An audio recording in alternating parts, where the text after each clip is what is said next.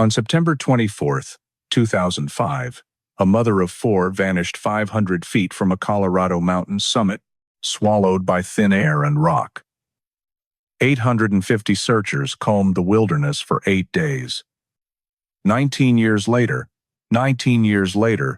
and quote, an all-female team discovered her remains in a location the original search had already covered. What they uncovered would expose a catastrophic failure of information management and prove that sometimes the answer lies not in searching harder, but in seeing clearly. The phone rang for the third time in Ben Vanek's hand before he set it down on the kitchen counter. 7:43 on the microwave clock. Michelle should have been home hours ago. He dialed Eric Sawyer's number, listened to it ring 4 times before voicemail picked up.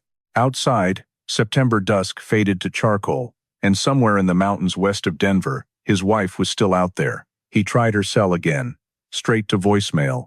Michelle, it's me. Call when you get this. The kids are asking. He hung up, stared at the phone, then walked to the front window where the porch light illuminated an empty driveway. No Toyota Sequoia, no headlights turning onto their street. In the living room, Michael looked up from his homework. Is Mom back yet? Ben forced his voice steady. Not yet, bud. Soon. But the knot in his stomach said otherwise. Michelle Vanek's world existed in the reliable rhythms of suburban motherhood. At 35, she moved through her days with the efficient grace of someone who had mastered the calculus of splitting attention 4 ways without shortchanging anyone. The kitchen counter bore the evidence of her organizational system. Color-coded calendars for soccer practice and piano lessons, matching Tupperware containers labeled with each child's name, a ceramic bowl that caught car keys, and the lavender-beaded necklace Ben had bought her in St. Lucia 3 years ago. She wore the necklace most days, the small glass beads cool against her collarbone. Ben had negotiated the price down from $40 to $27, with good-natured bargaining that made Michelle laugh. She'd worn it on the flight home, and it had become part of her daily uniform.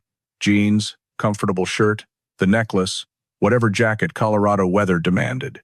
The house reflected 15 years of marriage. Photographs covered the hallway walls in mismatched frames, school pictures, camping trips, birthday parties, a wedding photo from 1990 where Ben's hair was darker and Michelle's dress featured too much shoulder padding. The living room couch sagged slightly on the left side where Ben sat for Sunday football. In the garage, Michelle's forest green Toyota Sequoia usually occupied the right bay, positioned for quick exits during the morning school run. She'd met Ben at Bear Creek High School, both of them juniors. He wrestled. She ran cross-country, her lean frame built for endurance rather than speed. They married young, Michelle 22, Ben 23, and built their life with steady accumulation of shared decisions and compromise. The 4 children came in quick succession. Michael, 14, had inherited Ben's stocky build and Michelle's methodical nature. Grant, 12, was all elbows and energy, the family comedian. Allie, 10, preferred books to sports, often found curled in the reading nook Michelle had created upstairs. Haley, 8, still believed her mother could fix anything. Michelle arranged her days around their schedules, navigating the family calendar with practiced ease. Her father, Ray Cheney, lived 20 minutes away in Arvada. Ray was a man of deep faith, attending church every week and quoting scripture with the casual fluency of decades in Bible study groups. He and Michelle shared a certain determination, a stubborn refusal to quit once committed to something. When Michelle decided to take up running in her late 20s, she trained methodically until she completed a half marathon. When she committed to a healthier lifestyle, she overhauled the family's diet despite the children's complaints about vegetables. Fitness had become central to Michelle's identity. She attended the gym 4 mornings a week, usually between dropping kids at school and returning home. Her routine included cardio on the elliptical or treadmill, followed by free weights and stretching. She wasn't training for anything specific, just maintaining strength and stamina that made her feel capable and in control. Her gym friends knew her as the woman who always showed up, even on holidays, who could be counted on for encouragement during brutal boot camp sessions. She kept balance bars in her purse, honey peanut flavor, and a water bottle in the Sequoia's cup holder. Preparation was key. Eric Sawyer had entered the Vanek's social circle through work connections. the kind of peripheral friendship that develops between colleagues who occasionally socialize. He was a few years older than Michelle, experienced in Colorado's outdoor culture, someone who spoke casually about 14ers and trail conditions the way others discussed weather or traffic. Eric had climbed 37 of Colorado's 58 peaks over 14,000 feet, wearing this accomplishment with quiet pride. When Michelle mentioned her interest in trying a 14er, just one, to see if she could do it, Eric immediately offered to take her. Colorado's culture of peak bagging was pervasive, a rite of passage for residents wanting to claim authentic membership in the mountain state's identity.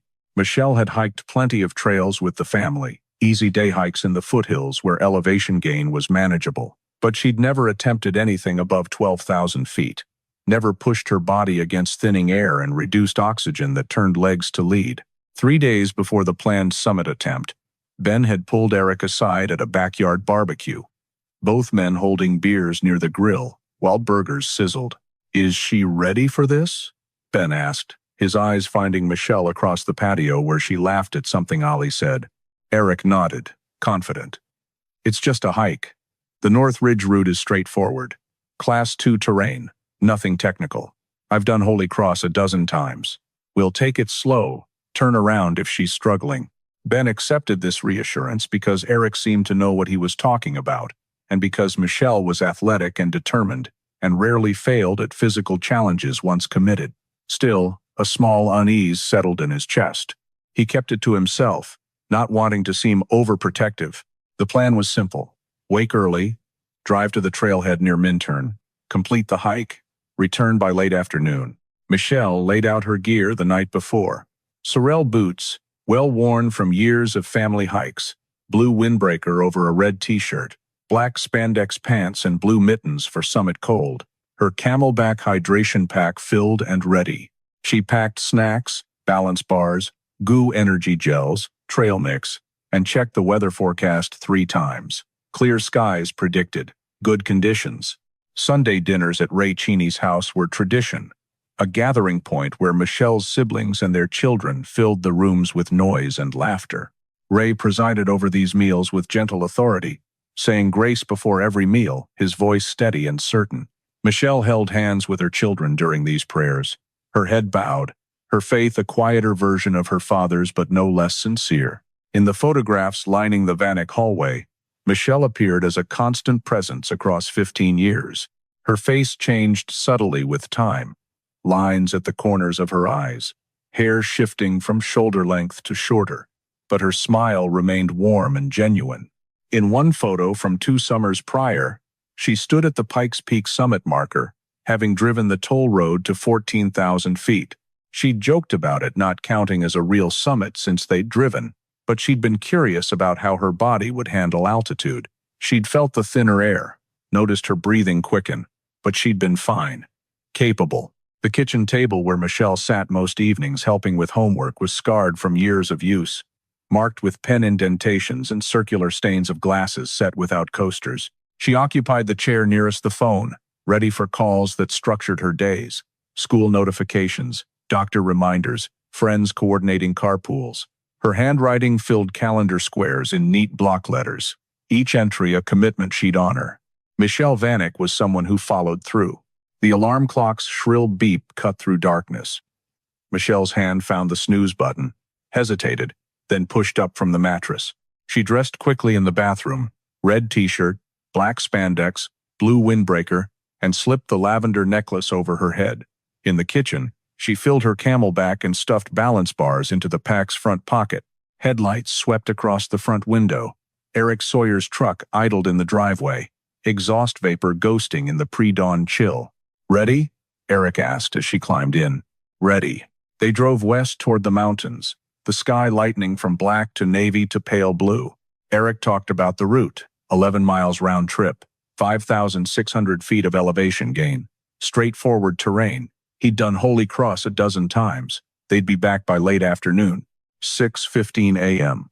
The parking lot was nearly empty. Eric killed the engine and reached for his pack in the back seat. His hand froze. "I forgot my lunch." He rummaged through the pack. "And my water filter." Michelle glanced at her Camelback. 2 liters. Enough for her alone, but not enough to share for 15 hours. We can turn back. Eric shook his head, already opening his door. We'll be fine. I'll ration your water. There are streams up high. He stepped out, slinging the pack over his shoulders. Michelle followed, her boots crunching on gravel. Construction equipment sat near the parking area. Orange cones, a portable toilet, freshly turned earth. The trailhead signs were partially obscured by the work zone. Eric studied the tree line, then pointed toward a path leading northeast.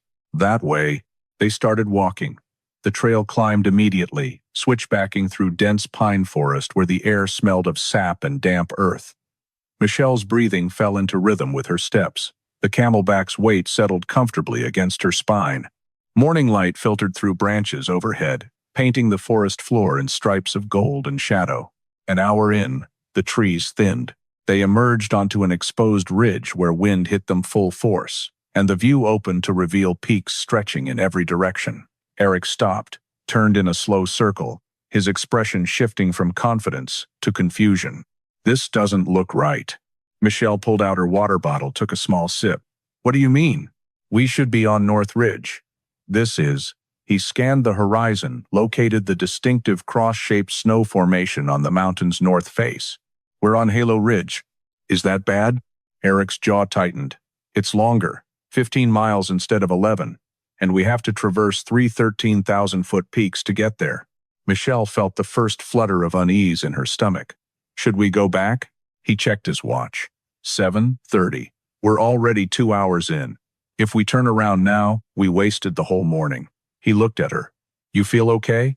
She did a mental inventory. Legs strong, breathing steady, heart rate elevated but manageable. Yeah, I'm good. Then we keep going. They continued. The Halo Ridge route was relentless. Up and over one summit, down into a saddle, then up again. Each peak demanded more from Michelle's legs, more from her lungs. At 10,000 feet, she noticed the air thinning. At 11,000, her heart hammered in her chest like it was trying to escape. At 12,000, every breath felt insufficient, her body starving for oxygen that wasn't there. Eric set a brutal pace. He'd done this before. His body adapted to altitude, his muscles trained for vertical gain. Michelle pushed to keep up, not wanting to be the weak link, not wanting to prove Ben's worry justified. She pulled out a balance bar at noon, ate half of it, the honey peanut taste turning to paste in her dry mouth. Her water was nearly gone. They'd passed streams, but without the filter, drinking untreated water risked illness. Eric had drunk from them anyway. Michelle hadn't. 1:15 p.m. The summit of Mount of the Holy Cross rose ahead, a final pyramid of rock and scree. Michelle's legs trembled with each step. Her vision swam at the edges. The metallic taste of altitude filled her mouth, and nausea rolled through her stomach in waves. She stopped, hands on knees, gulping air that provided no relief. Eric turned back. You okay? I need a minute. He waited, his expression unreadable. Below them, the terrain fell away in dizzying drops. Above them, the summit gleamed white with permanent snow. 500 feet, that was all that remained. 500 vertical feet between Michelle and the top. She tried. She pushed upward for another 10 minutes, her body moving on autopilot while her mind fogged. The world narrowed to the next rock, the next step, the next breath. Then her legs simply stopped obeying. She sank onto a boulder, her head spinning. I can't. The words came out as a whisper. I can't make it. 1:30 p.m. Eric stood above her, silhouetted against the brilliant blue sky. Sweat darkened his shirt despite the cold. He'd come this far. The summit was right there. I'm going to tag the top, he said. You stay here and rest. When I come back down, we'll descend together via North Ridge. It's easier, shorter. Michelle nodded, too exhausted to argue. Listen carefully, Eric continued. Don't go down. If you go down, you'll end up in the wrong drainage. Instead, contour around the west face. Move horizontally, not vertically. You'll intersect the North Ridge Trail, and we'll meet at the saddle. Understand? Contour, horizontal, west face. Right. Just traverse around, stay at this elevation, and I'll find you on the other side. He started up. Michelle watched him climb, his figure growing smaller against the rock. She was alone at 13,500 feet, her body shaking from exhaustion and cold. She pulled out her camera, steadied her trembling hands, and photographed the summit area. The image captured a snow cornice, bright white against darker stone, proof she'd made it this far. Her tongue stuck to the roof of her mouth. When had she last had water? Hours ago. The camelback was empty. She stood on shaky legs and looked around, trying to orient herself. West face, contour, stay horizontal. Below her, perhaps 200 feet down, a lake gleamed cobalt blue. The bowl of tears. Water. Her body screamed for it. Her rational mind knew she should wait for Eric, should follow his instructions. But her throat was sandpaper and her head pounded and the lake was right there. Just a little descent. Just to reach the water. She started down. The terrain was steeper than it appeared. Rocks shifted under her boots. She used her ski poles for balance, probing ahead, testing each foothold. The lake seemed to get no closer. 50 feet down, she paused on a rock terrace, breathing hard. The descent was technical, requiring careful navigation. She wasn't a technical climber. She took another step. The rock crumbled. Her ski poles clattered against stone. Her body pitched forward. The world tilted, sky and rock swapping places. 30 feet of vertical space opened beneath her. Then, impact. 1:42 p.m.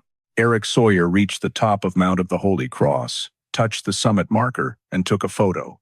The view stretched in every direction, peaks upon peaks upon peaks. He'd done it. Number 38.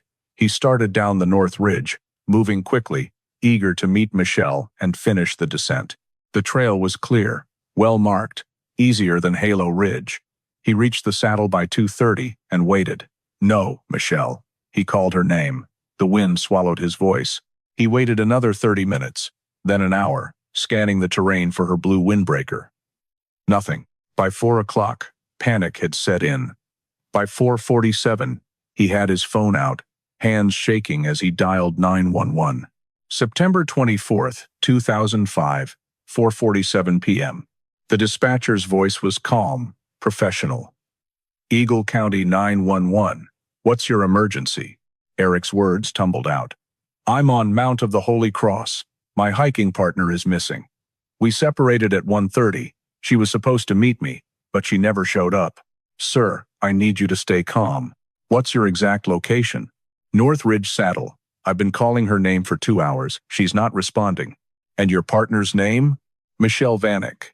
35 years old. 5'6", brown hair. She's wearing a blue windbreaker and red shirt. The dispatcher typed rapidly. Is she experienced in mountain terrain? Eric's throat tightened. No. This was her first 14er. A pause on the line. Okay, sir. We're dispatching Vail Mountain Rescue Group now. Stay where you are. Do not leave your current position. Eric sat on a rock, the phone pressed to his ear, and watched the sun sink lower toward the western peaks. Shadows lengthened across the mountainside. Temperature dropped.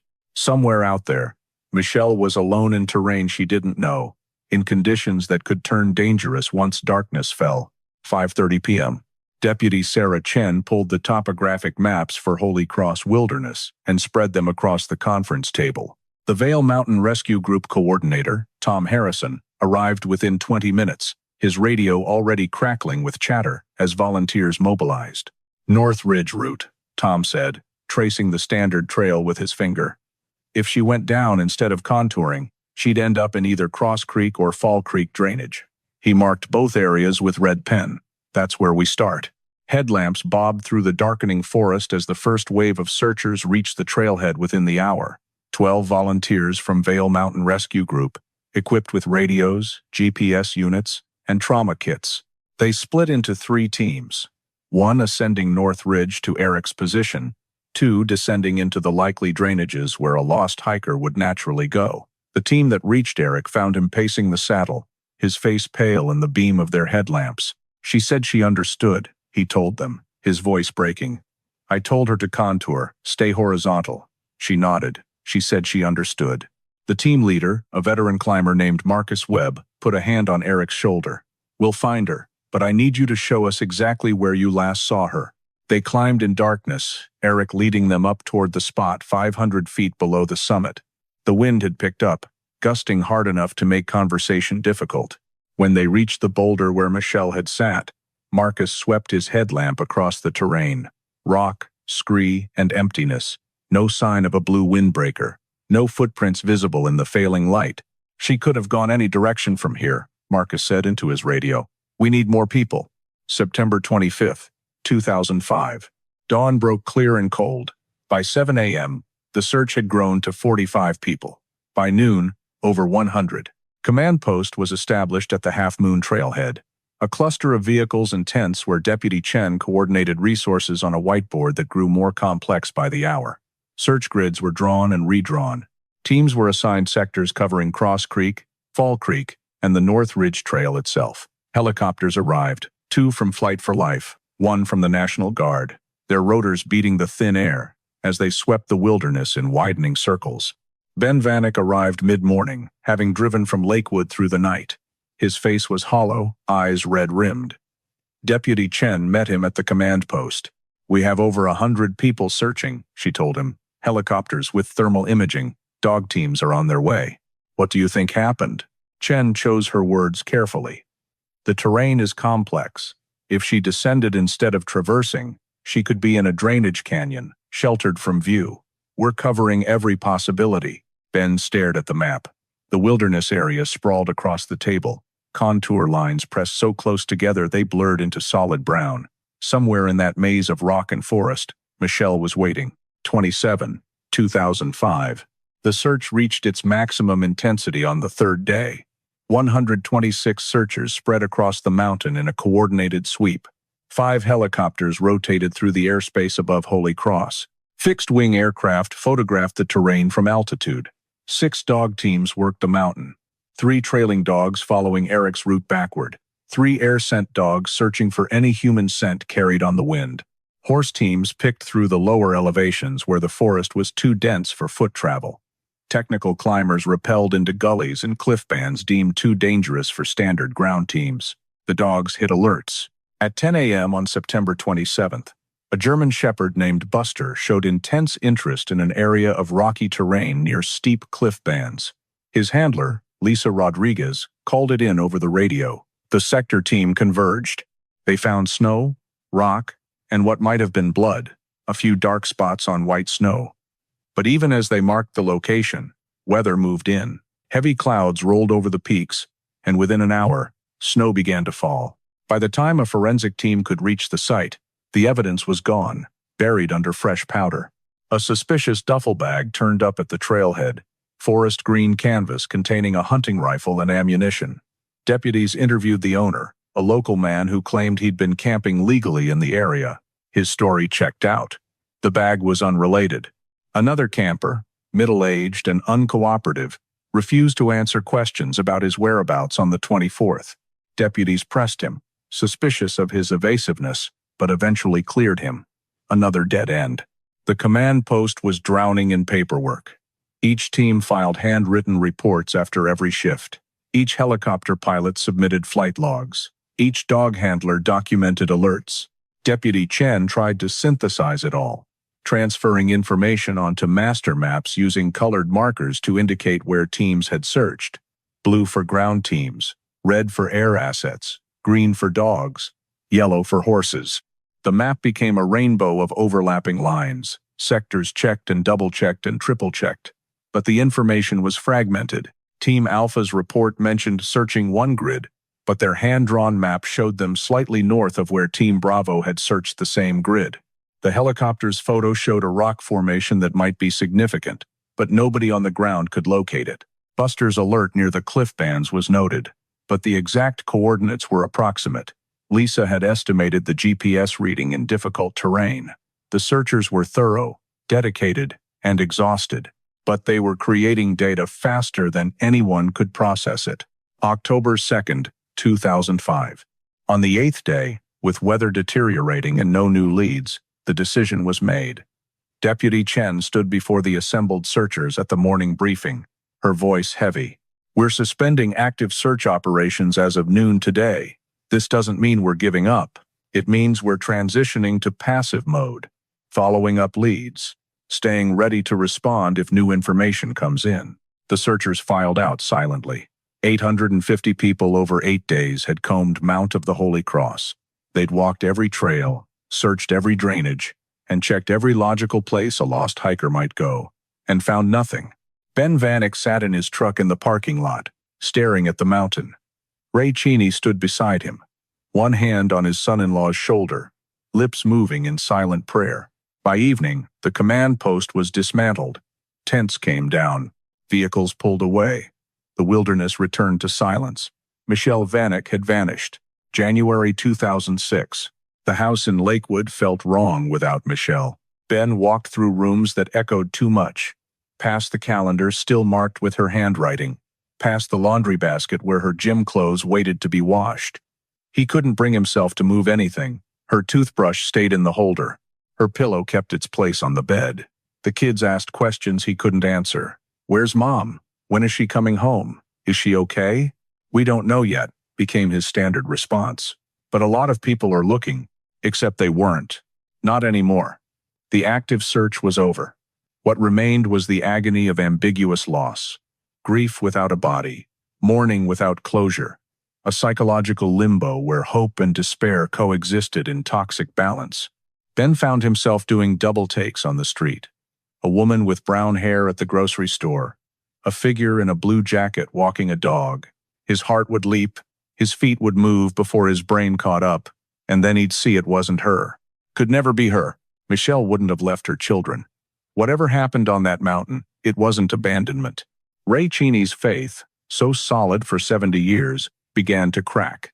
He sat in church on Sundays, unable to sing the hymns, unable to mouth the prayers. Why would God take his daughter? Why wouldn't God let them find her? The questions had no answers.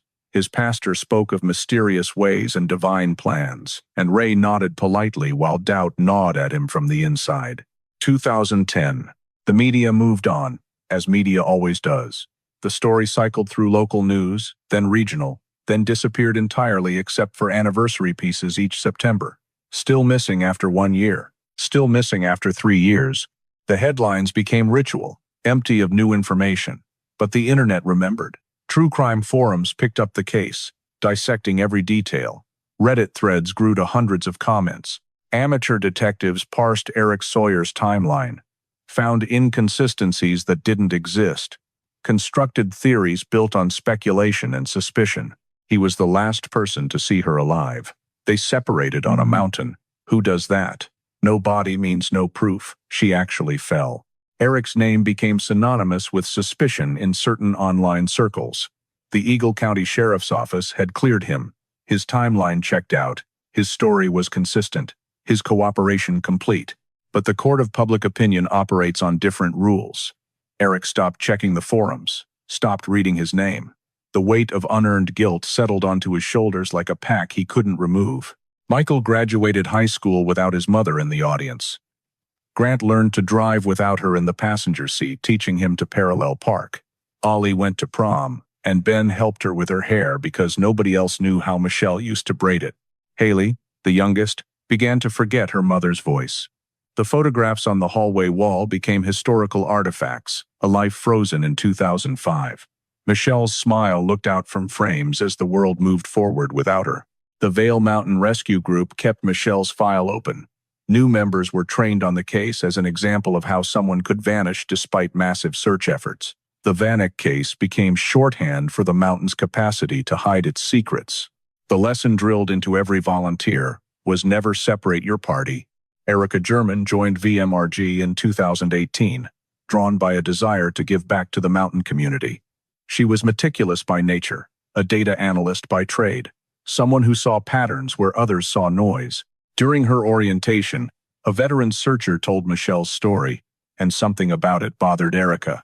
850 people, she said. How do 850 people miss someone? The veteran shrugged. The mountain's big. She could have fallen into a crevasse, gotten buried by snow, could be anywhere. But Erica couldn't let it go. She requested access to the 2005 search files, expecting digital records. Instead, she got cardboard boxes, 3 of them. filled with handwritten reports, hand-drawn maps, photographs, interview notes, all analog, all fragmented. She started scanning documents in her spare time. Evenings after work, weekends when she wasn't on call. Each page went into her computer. Each map was photographed and geo-referenced. She used SAR-Topo, a digital mapping tool that allowed her to overlay search tracks onto satellite imagery. The project consumed her. 20 hours of data entry, maybe more. She color-coded everything: blue for ground searches, red for aerial, green for K9, yellow for horse teams. Each team's path went onto the map as a GPS track, or a hand-drawn line converted to digital coordinates. The result looked like a Jackson Pollock painting.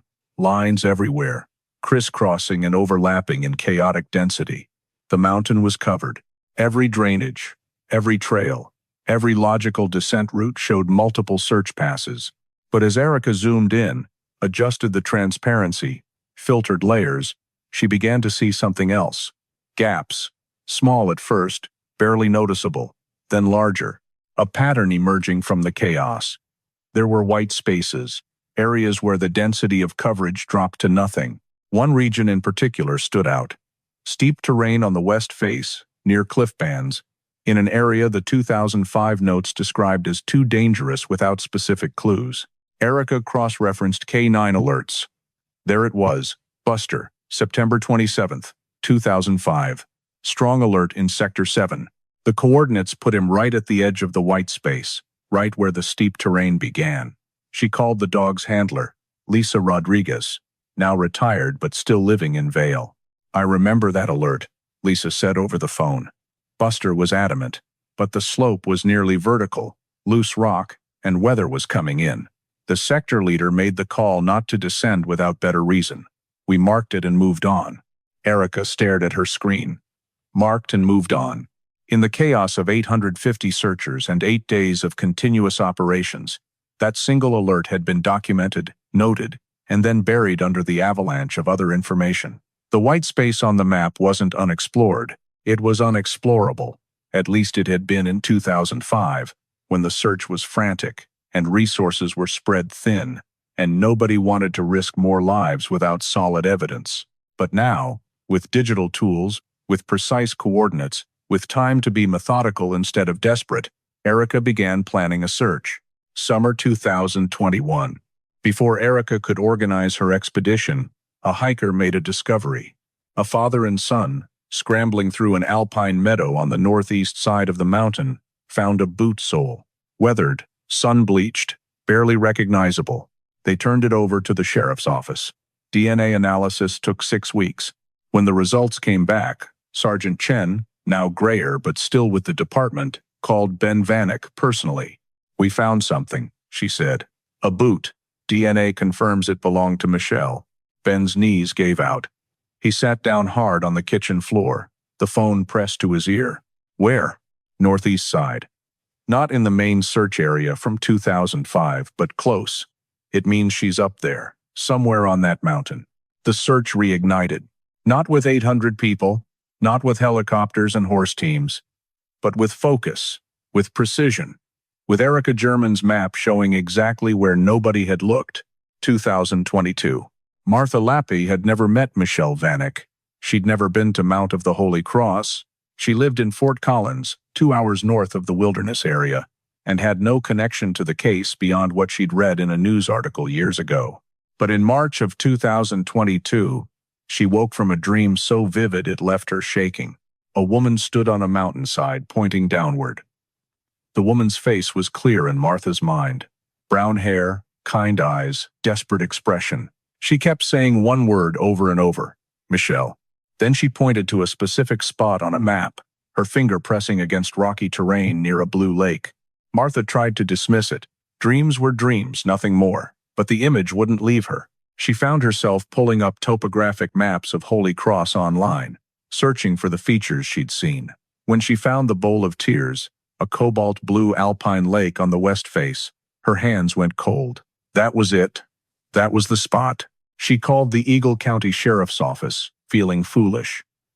"I know this sounds crazy," she told the dispatcher, "but I had a dream about Michelle Vanek. I think I know where she is." The dispatcher was professional, noting down the coordinates Martha described. The information was logged, filed, and sent to Sergeant Chen, who looked at it, sighed, and added it to the growing pile of tips that went nowhere. Psychics and dreamers called every few months. None of them had ever been right. But Sergeant Chen forwarded the coordinates to Erica German anyway, just in case. 2023. Scott Beebe had been president of Vail Mountain Rescue Group for 3 years when he had the dream.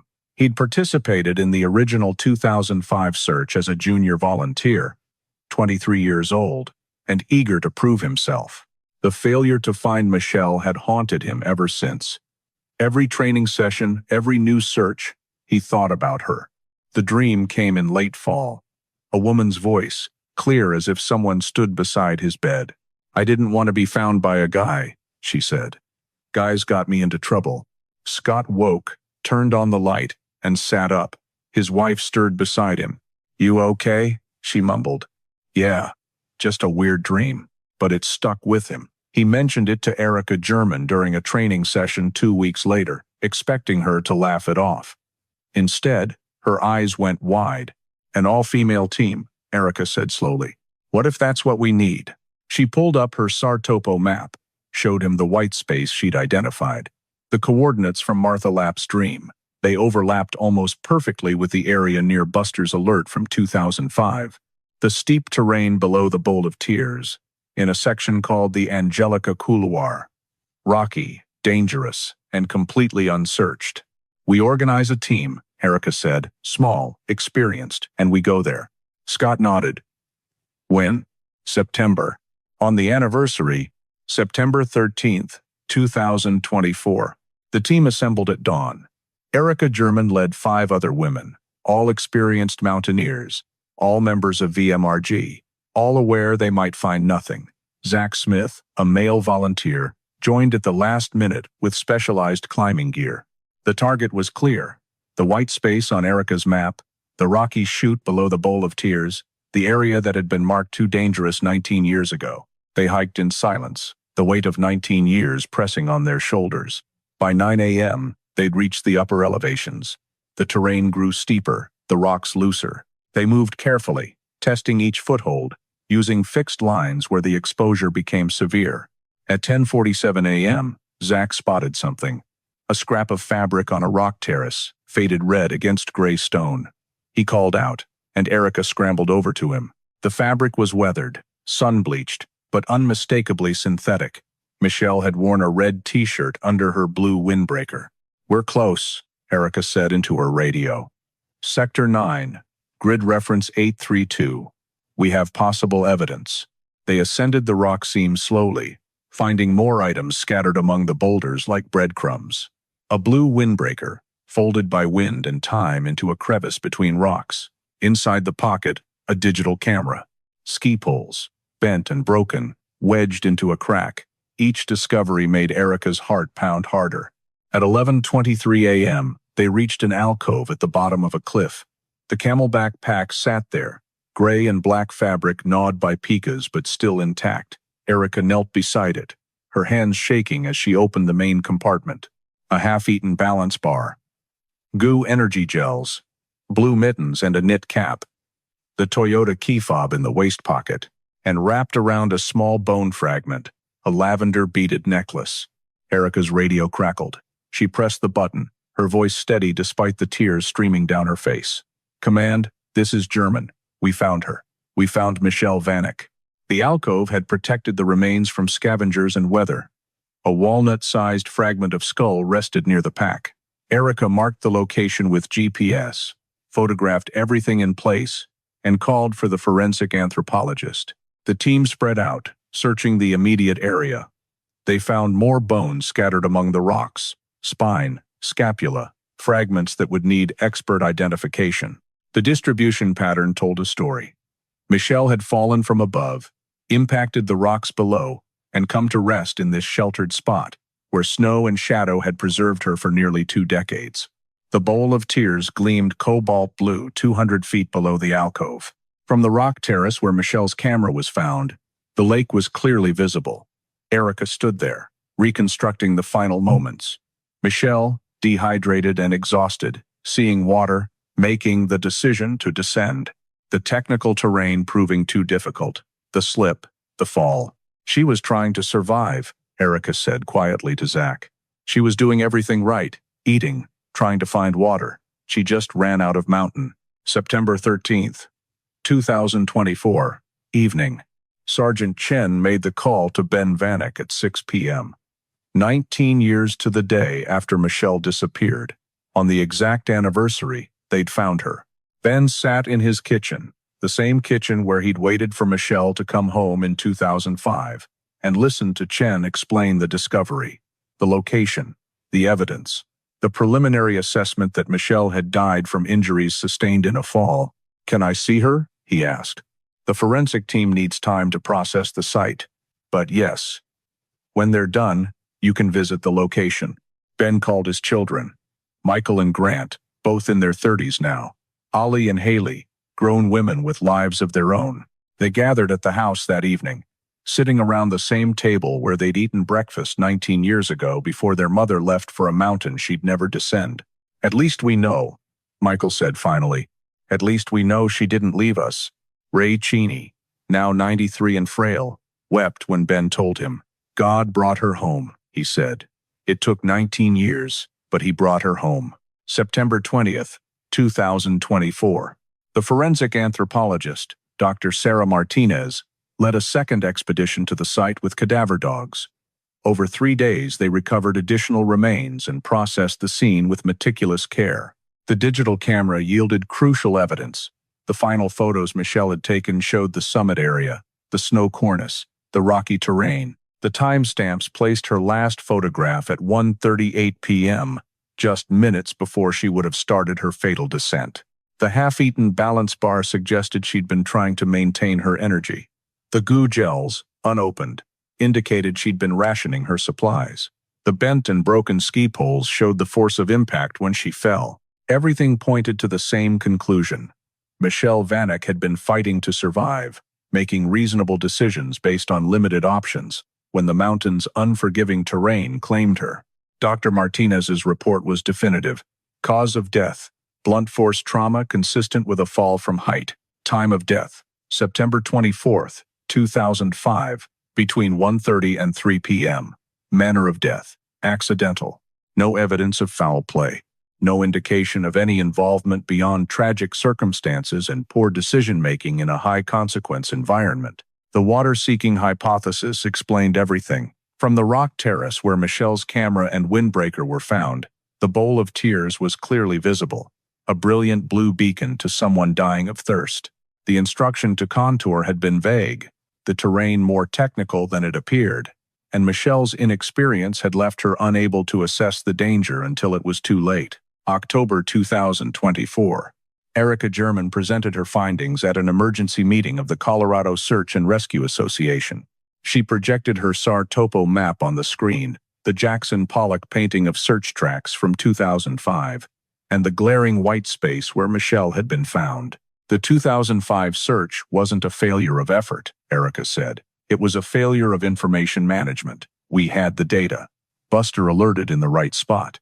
But in the chaos of 850 searchers and 8 days of continuous operations, that single piece of information got lost. The sector was marked too dangerous, and nobody went back to check it properly. She clicked to the next slide. This is why digital tools matter. This is why we need to archive search data properly. Because 19 years later, this map showed me exactly where nobody had looked. And that's where she was. The room was silent. Finally, a veteran searcher raised his hand. The dog was right.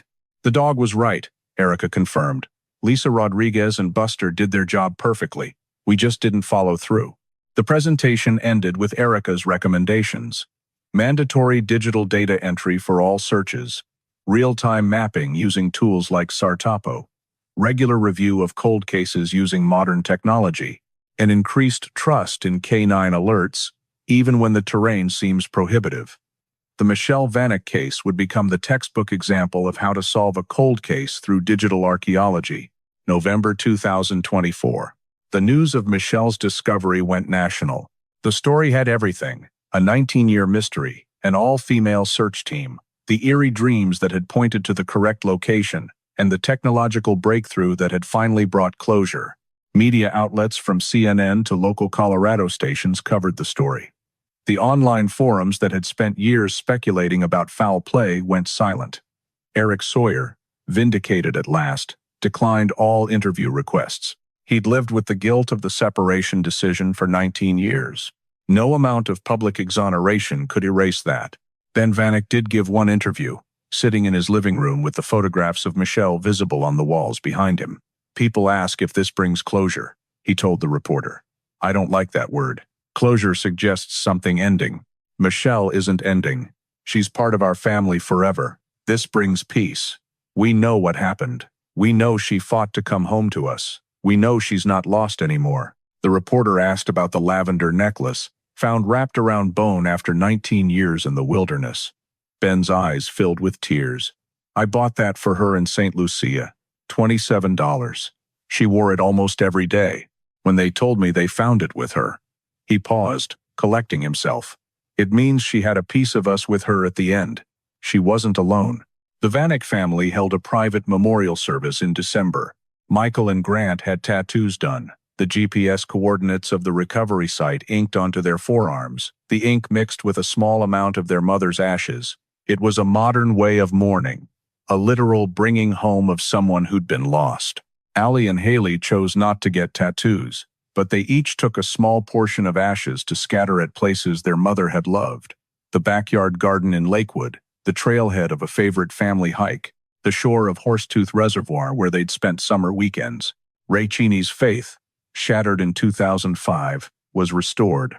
He returned to church with renewed conviction, telling anyone who would listen that God works in mysterious ways, that sometimes prayers are answered not with speed but with certainty.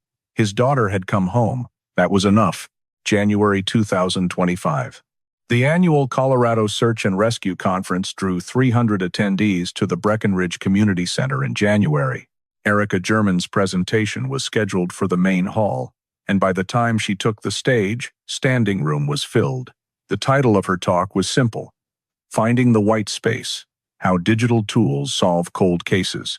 She began with the statistics: 850 searchers in 2005, 8 days of continuous operations, 5 helicopters, 6 dog teams, thousands of man-hours, 0 results. Then she showed her map, the chaotic overlay of search tracks, and the glaring gap where Michelle Vanek had been found 19 years later. "We didn't fail because we didn't try hard enough," Erica said. "We failed because we couldn't see what we'd done. The data existed. It was all there in handwritten reports and hand-drawn maps, but nobody could synthesize it fast enough to spot the gaps. By the time the search ended, we'd created so much information that it became noise instead of signal." She walked the audience through her process, scanning documents, geo-referencing maps, color-coding search tracks, building the digital archive. Then the discovery of the white space, the correlation with Buster's alert, the decision to search that specific area. On September 13, 2024, we found Michelle Vanek exactly where the data said she would be. Technology didn't replace boots on the ground. It made boots on the ground more effective. The presentation concluded with policy recommendations that would be adopted by search and rescue groups across Colorado: digital-first documentation, real-time mapping, cold case review using modern tools, and never dismissing a K-9 alert without thorough follow-up. The Michelle Vanek case had transformed from tragedy to teaching moment. During the question period, someone asked about the dreams, Martha Lapp's vision, Scott Beebe's voice. Erica paused, choosing her words carefully. "I'm a data person," she said. "I believe in evidence and analysis. But I also believe there are things we don't fully understand. Whether those dreams were coincidence, subconscious pattern recognition, or something else entirely, they pointed us to the same place the data did. I'm not going to question that. I'm just grateful we listened." Spring 2025. The Colorado Search and Rescue Association implemented sweeping changes in the wake of Michelle's discovery. Every search operation would now require digital mapping using Sartopo or equivalent software. All teams would be equipped with GPS units that automatically tracked their movements. Data would be uploaded to central servers in real time.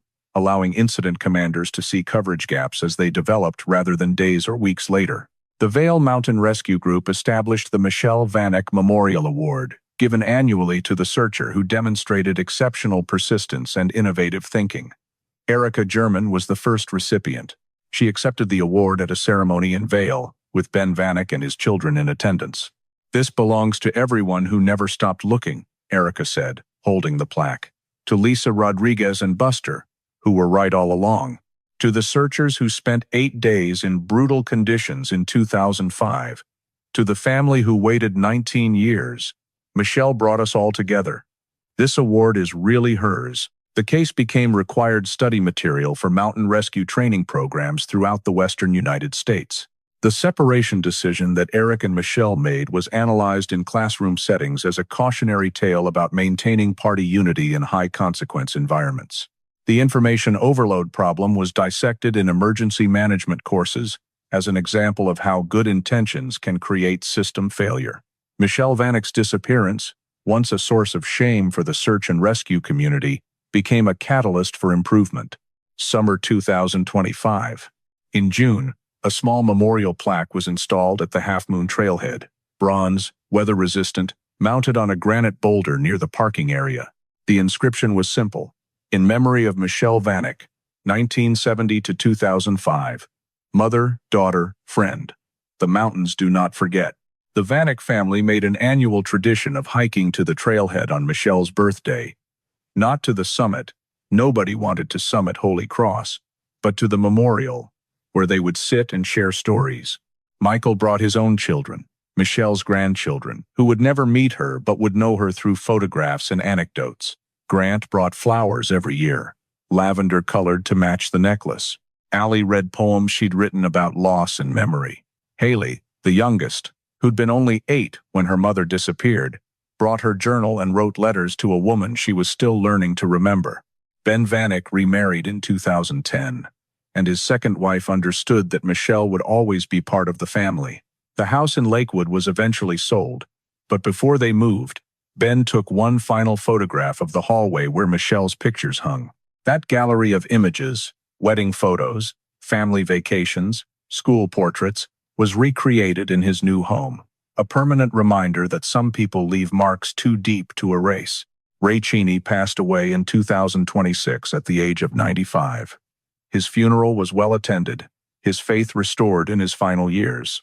The family buried him with a photograph of Michelle tucked into his suit pocket. Father and daughter reunited in whatever comes after.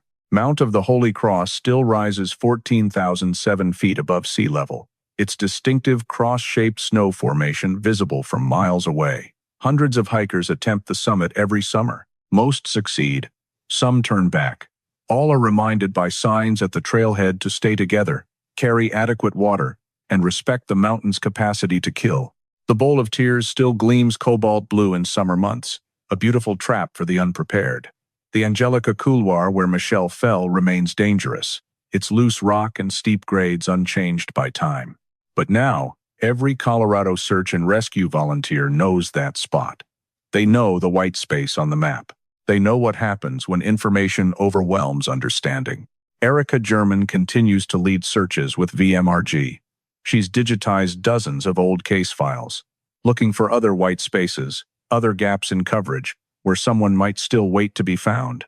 So far, she's helped locate 2 other sets of remains, hikers lost in the 1980s and 90s. Their disappearances unsolved until digital archaeology gave searchers new eyes to see old data.